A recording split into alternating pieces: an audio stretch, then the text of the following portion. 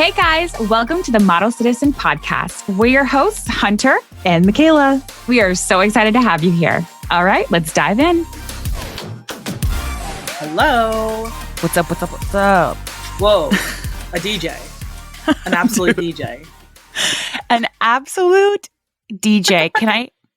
Do you know that my husband tried out to be an MTV VJ? Oh my God, that story is amazing. You need to share. I mean, I guess that's the whole story. That's the whole story. Basically, first off, welcome back to the Model Citizen Podcast. We love you. We know you. We're gooses. You're silly. This is why you're here. Let's get right to it. My husband, the MTV VJ, it was him and his best friend who is what is the correct, I'm trying to find, he has dwarfism. Okay. Him and his best friend in college. Okay. So it was diminutive in size and height. Is that the correct? I don't know anymore. I don't know. I literally don't know. Bases. Yeah. So he had dwarfism, but then Brian is like 6'5". So they thought he had dwarfism. Well, no, he currently, it's not like he had. It's a current situation. Got it. Okay. It's an ongoing. And Brian is very tall. So they thought, well, what a spectacle this would be. So they both went in together to try out to be MTV VJs as like a package deal. And Right. I think that was a really big missed opportunity on MTV's part. So MTV, I know you are a listener. Oh, yeah. All of MTV. So you're telling me that they're going to have 82 episodes of ridiculousness every single day on loop? On MTV, but they're not going to have Brian clocking in at 6'4" with his dwarfism buddy to host a show for entertainment? Yeah, it's bullshit. That's not adding up to me. I don't know. It's not adding up. It's not good production on MTV's part. I mean, listen, this wasn't recent. Imagine it was recent. Brian's 45 and he's auditioning to be an MTV VJ. They're like, we really feel like you could speak to the youth. And meanwhile, Brian has literally never even ventured on TikTok. Never. Couldn't tell you how to use it. He also is like so funny because he wore oversized clothes and Fila shoes and chains. And he only listened to from Philly without telling me. Yeah. He listened to only Dre and Snoop. He was just very that person. So I'm just imagining him going in and doing that. And I love that for him. I am obsessed with this idea and this vibe of Brian, like, hey, just a DJ, a BJ. A VJ, too. It is everything to me. Remember when MTV had music videos? Remember when it was only music videos? You could turn on MTV and it would only be music videos. I can't even tell you, dude, from 10 p.m. to 4 a.m., it was only music videos. There was no hosting of anything. There was no shows. I feel like reality TV almost destroyed MTV because they started doing The Real World, which was a great show, don't get me wrong, but they completely strayed away from the music. And I miss music videos. You know, they still do music videos. It's still a big thing. Do they? Yes. Do they? It's still a big thing. And it's just not as big as it used to be. And really only mega fans, or if it's a very controversial music video, they kind of hit more of the mainstream. But I miss those days when you would I would wake up at 2 a.m. and there would be just a random 3 Doors Down music video.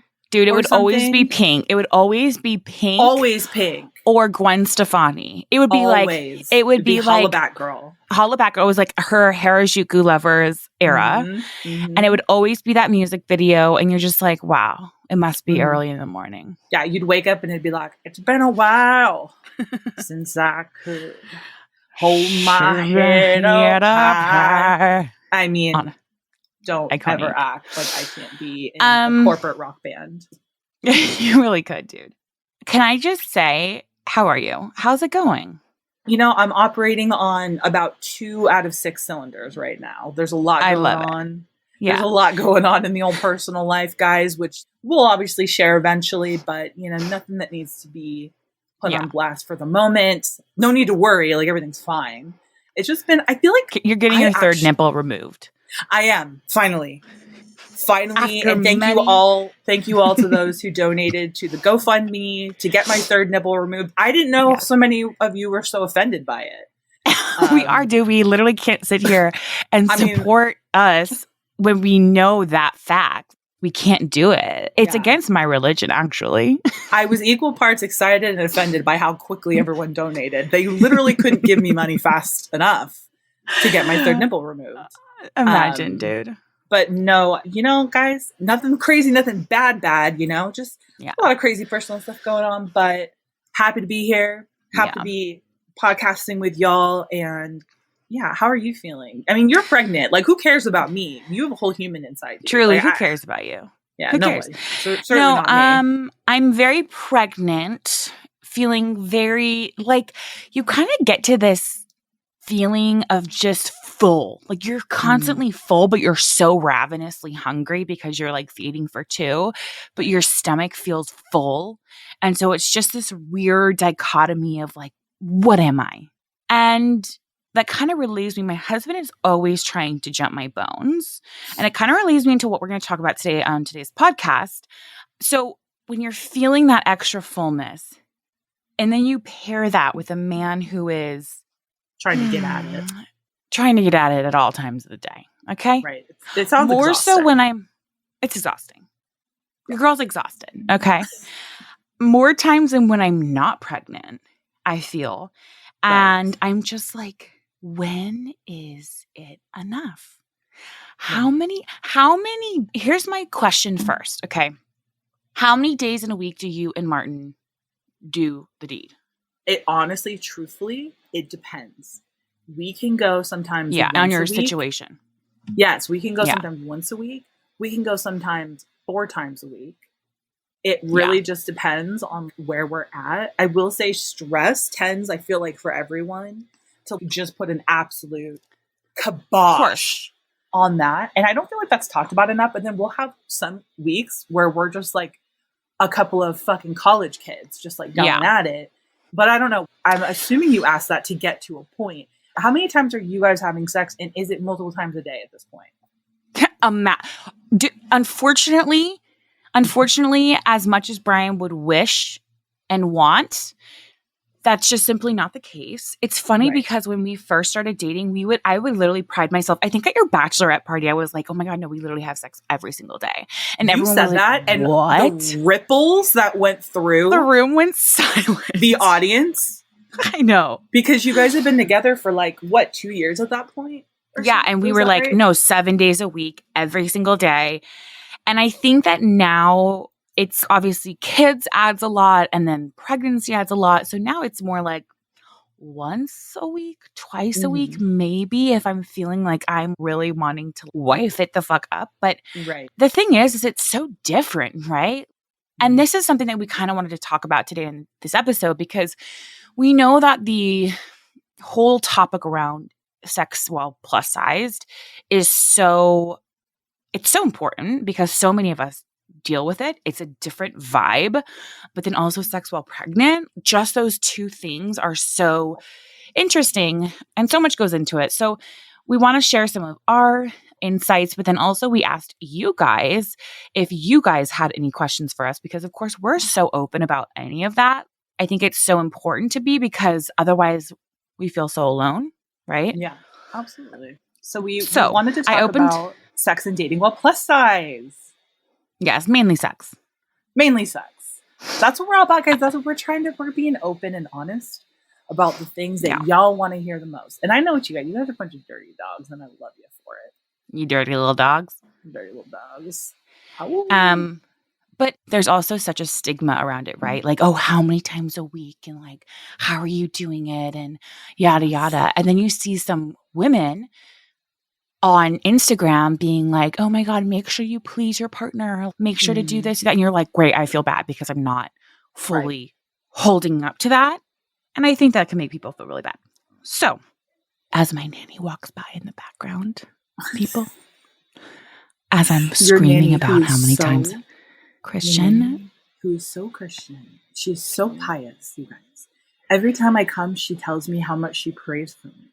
And I want to say, why do you feel the need to pray for me so much? What am I doing that is making me so worried for my salvation? No, I'm kidding. I'm kidding. It's so sweet. She's so kind. She tells me every time she sees me, I'm praying for your womb. She literally said she's praying for my womb. Who says that? That's so kind. Angelic. Angelic. And then you're talking about how much you're banging it out with your husband, and she's one door away from you.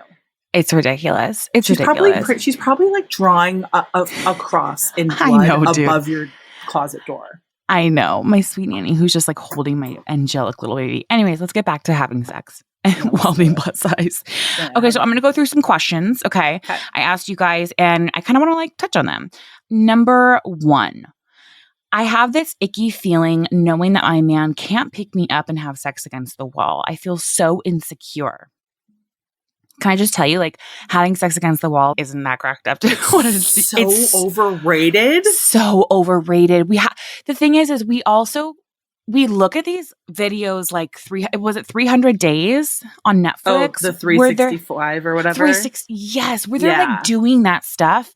But the truth is, you try it and you're just like, ouch, not ouch, fun. And also like, I don't like when I can't contribute to the movement whatsoever. Oh, like, really? That's really nice of you.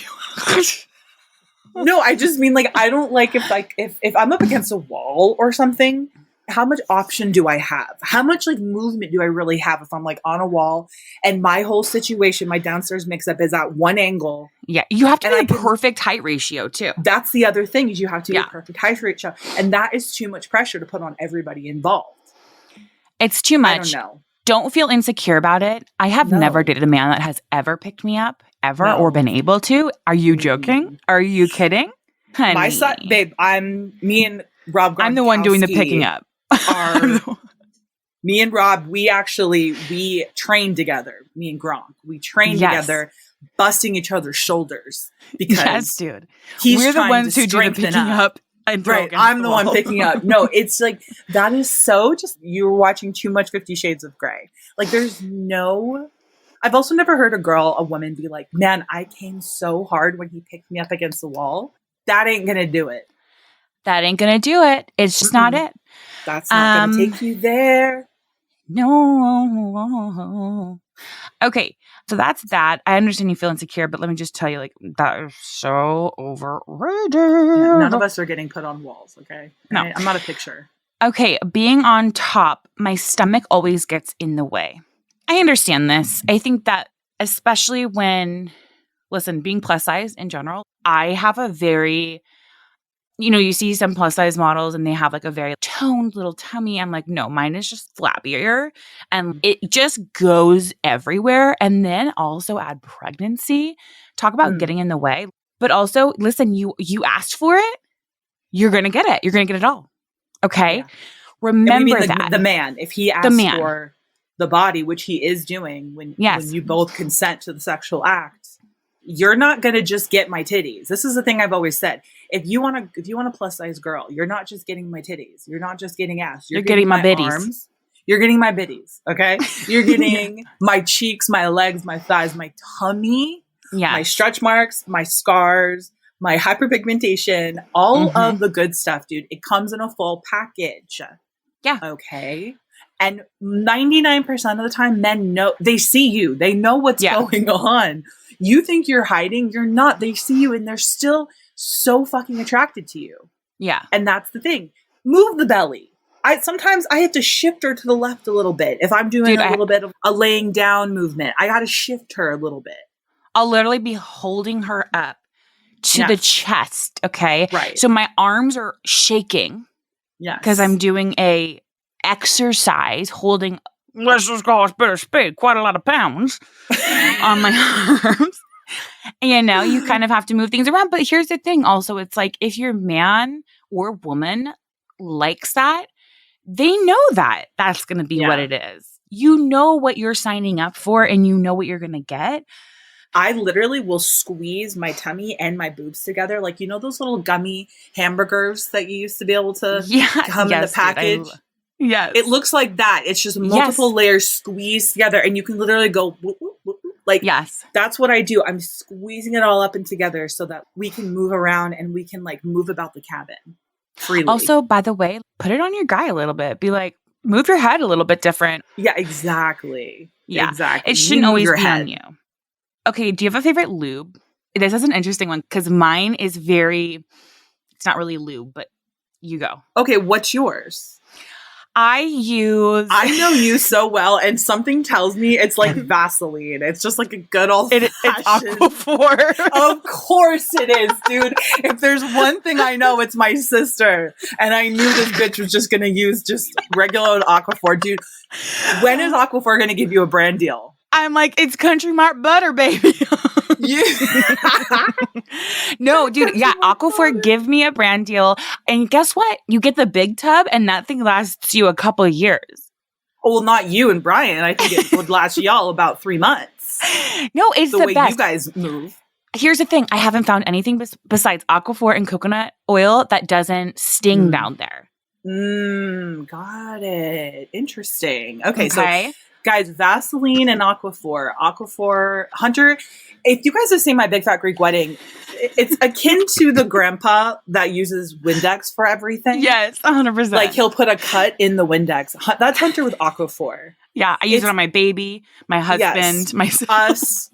I'll just be walking by and she'll just take a swipe of Aquaphor and just like smush it all over my face. Yep. And she'll be like, you just were looking a little dry. I love it. Nobody rides harder for Aquaphor than Hunter does. I don't do it, and it makes the best lube. I'm just saying, try it out. We're all going to try it out.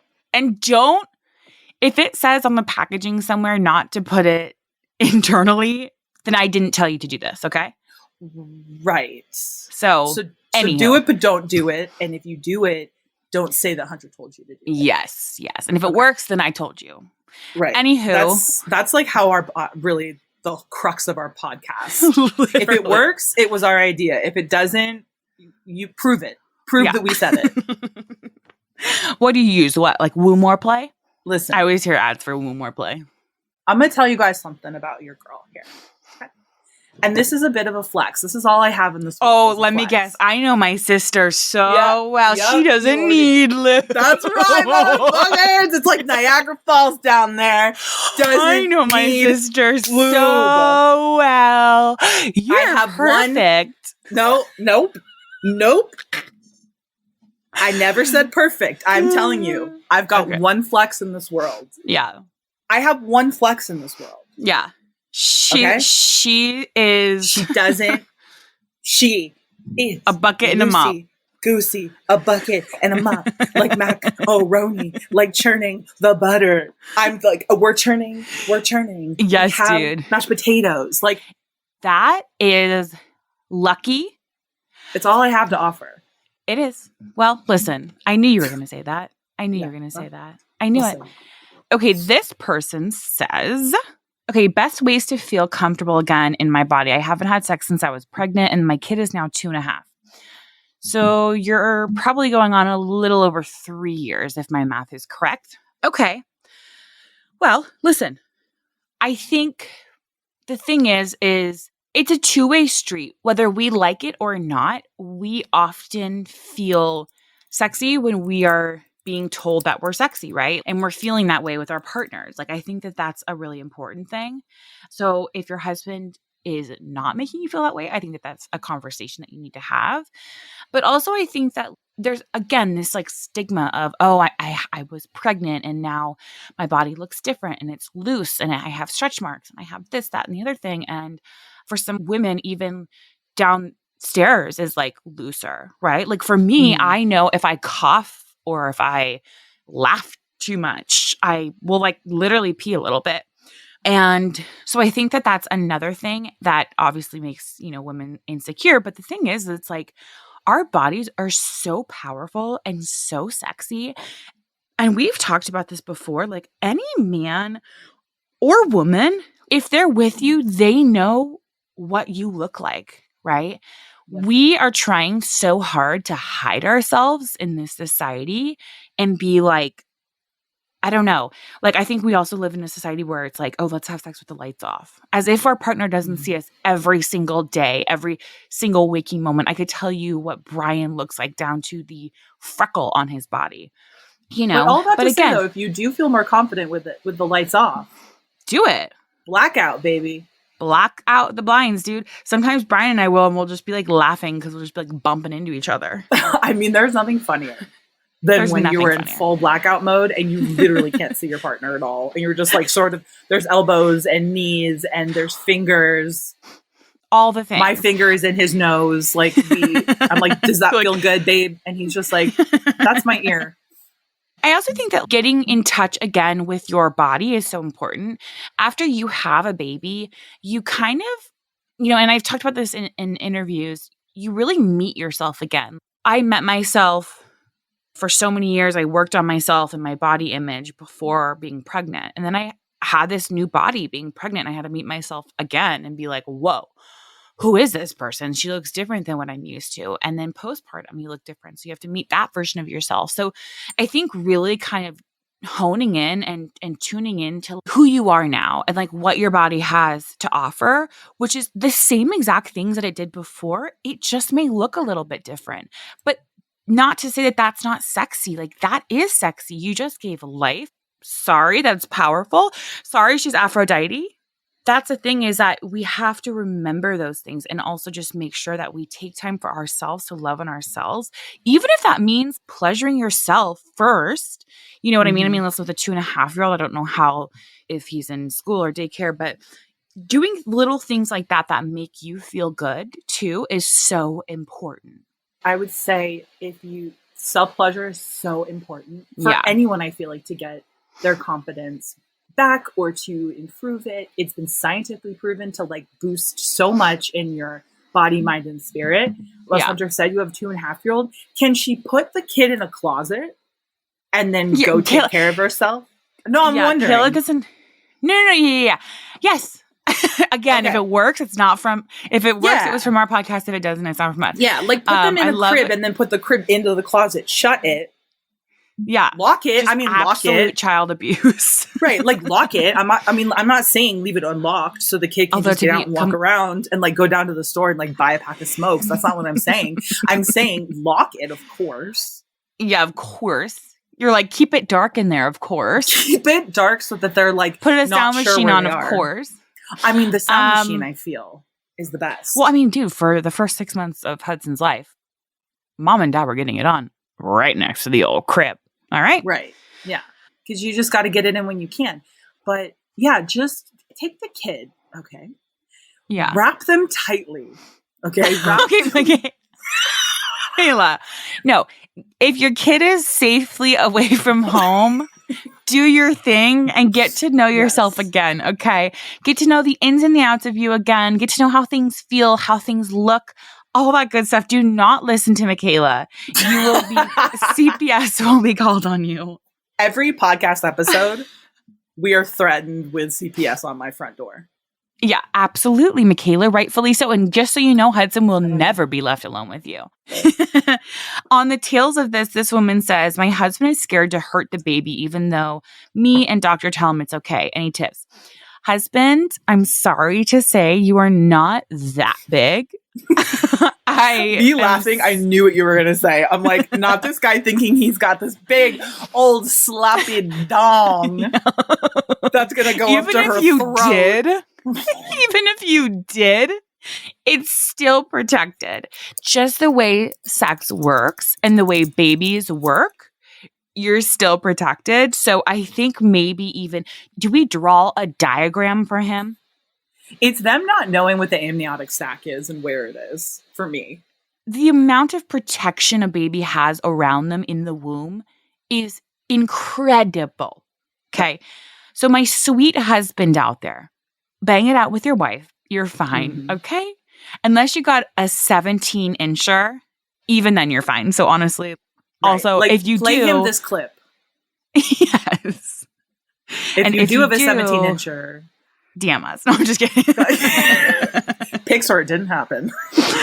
Okay, Kayla, this one's for you. Best positions for plus size bodies, especially with larger tummies. You know what? I didn't mean this. The shade for no reason. I meant that. Leave my tummy alone. I'm not saying. I'm saying because I feel like I've answered quite a few. I know you're really making this podcast all about you. Pretty sure this is a co-hosting situation. Here's the thing. I don't know when we got to a place as a culture to not embrace and love missionary. I'm sorry. Dude. There are three good positions. Missionary. Do you know I cry when I do missionary? I'm sorry, you cry? Because you enjoy it or because you hate it? I feel I've never heard of this. What do you mean you cry during missionary? The name of the podcast is Hunter Cries During Missionary. Excuse me, guys. It's the wheezing for me. No, because I feel like you're so connected. And like, oh my God, I'm going to throw up. This is disgusting. I feel like it's like lovemaking. Yeah, that definitely is. Like staring your person into the eyes. Dude, I'm crying right now thinking about it. I literally sometimes cry after.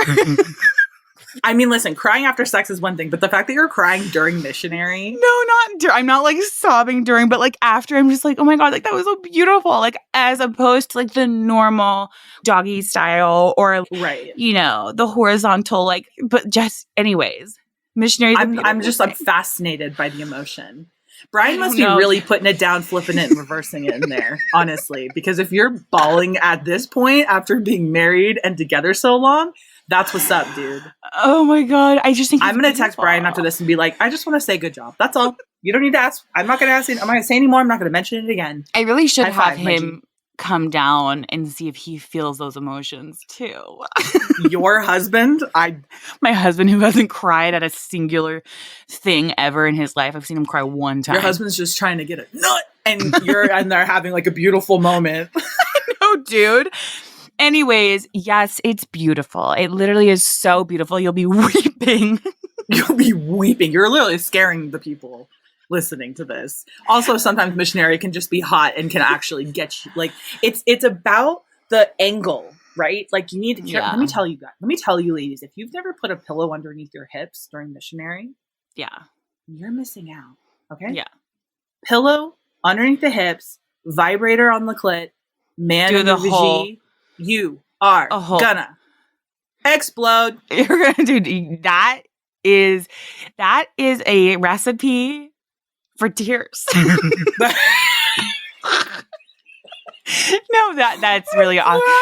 I also think I will say though, if you are pregnant, missionary is really hard because unless your husband is literally using all of his arm muscles, even just like the littlest bit of weight on you is just literally takes your baby up to your throat. Oh, yeah, I can imagine. So I think that's a good one. I also think side, like laying on the side. Let him do the Oh, I mean, listen, it's well documented on this podcast that I'm a pillow princess. Like, I'm not, I understand cowgirl and like I get people love to do it.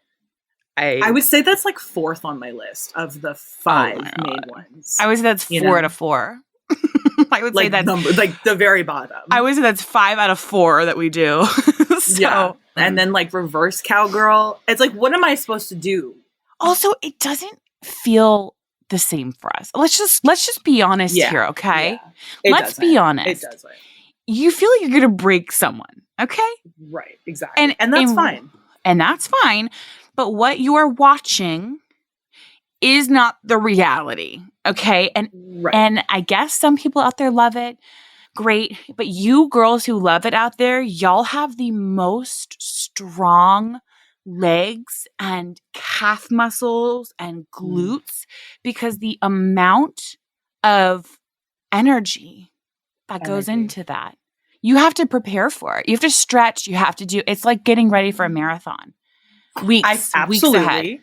Stretch before you do any of these motions. Also, I feel like everyone's built a little different. So like whatever feels good to you, find the different things. Like for you, missionary may not be it.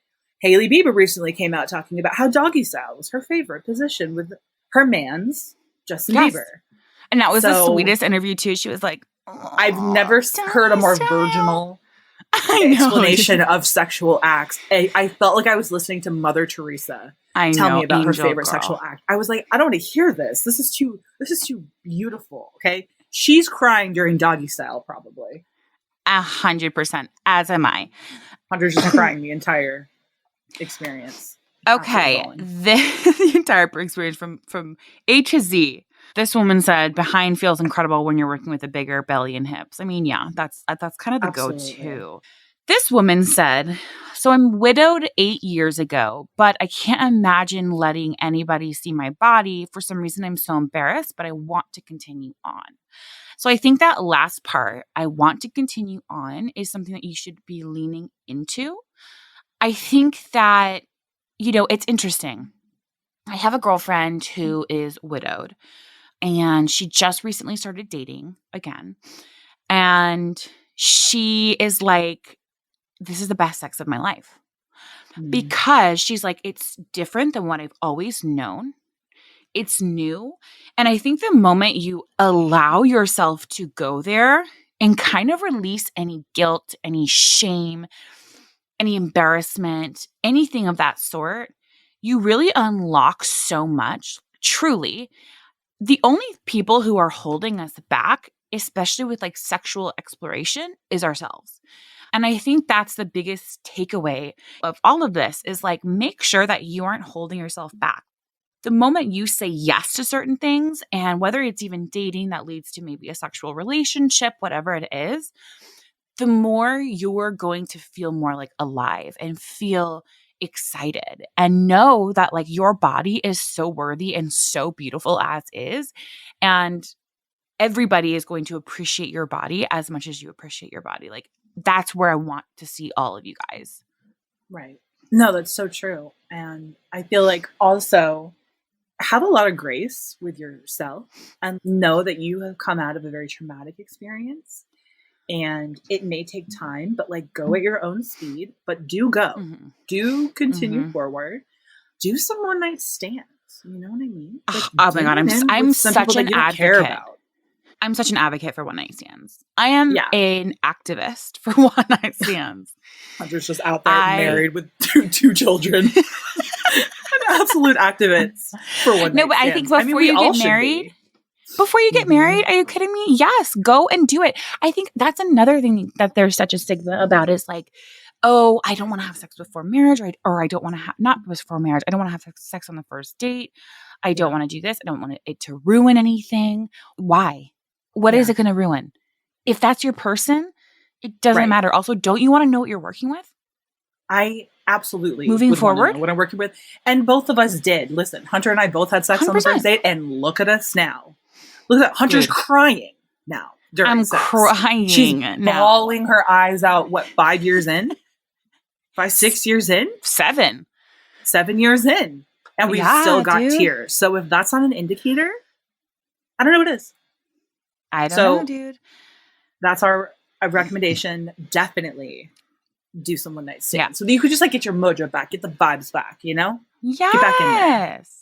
Get back in there. Dress yourself up, feel good, get your nails done, get your hair done, do a little makeup, put a podcast on, get some music done, get some heels. Ba-da-ba-ba-da-ba. Go to a bar. Boop, boop, boop. Sounds exhausting. All of it. Sounds exhausting, but I love it. Okay, this man says, my wife is insecure about sex because she's plus size, but how do I talk to her about it more? You need to, when you guys are being intimate, you guys are doing the horizontal mambo. You need to tell her the things about her body that you love that turn you on. We also want to hear, you're so beautiful, you're so sexy, you're so hot. But talk about the parts of her body that you just like love and are so obsessed with. A lot of times I love your hips. If you hear like you're beautiful, it's like, okay, thank you. But like, what is it that you're finding attractive on my body? Like, let's roll through. I want the full list. Okay. 100%. I want the whole list, sir. Yeah. And that I feel will let her. He's like your head, your shoulders, your knees, your toes. Your knees, your toes. Your eyes, your ears, your mouth, your nose. Absolutely nursery rhyme. Yeah, but just that's exactly her. It. And if she's like makes it a point to say, I'm insecure about my stomach or my hips, tell her, focus on that and say, I find that so goddamn attractive. And like tell her these things. Tell her the parts of her body that you love so much. It's so important. It's actually interesting. Like, one thing about, listen, I still have insecure days, of course. And like Brian, he like loves like my hips, my butt. He like loves that like my butt jiggles a ton. Or like I look on Instagram sometimes and I'm like, oh, it's not really like super taut like so and so. Listen, that's just we're human, right? But then I'm like, you know what? It is hella hot. Like it is good. And I think that that's important. Or even him being like, oh my God, I love your big pregnant belly, right? That those things are so important because it really affects us in bed. So also making sure that you do that even not during sex. So she knows, right? Like, because foreplay, I think, is everything leading up to sex from the beginning of the morning, the beginning of the day. Woo your person, right? We are in church. Yes, we are in church today. Thank you, Jesus. Thank you, Jesus. Because I would love to just absolutely stand up and scream to all of the people in the world how important foreplay is. And how it starts when you wake up in the morning. It doesn't start 5 minutes before you guys have intercourse, okay? No. Foreplay should start in the morning. There should be talking, there should be teasing, there should be texting. Not should be, but like these are the ways to get, especially women, warmed up. You know, we love a good warm up, a good building the heat. Why do you think we all love romance novels and romance movies? Yep. Build the heat. The heat. Yeah. Build the heat. It's getting hot in here. Okay, I'm going to answer a couple more. So this woman actually said that her husband wouldn't touch her after she started showing, and that hurt so bad. So this makes me really upset, and I would love to know his I just want to see some. I want to see something real quick. I want to.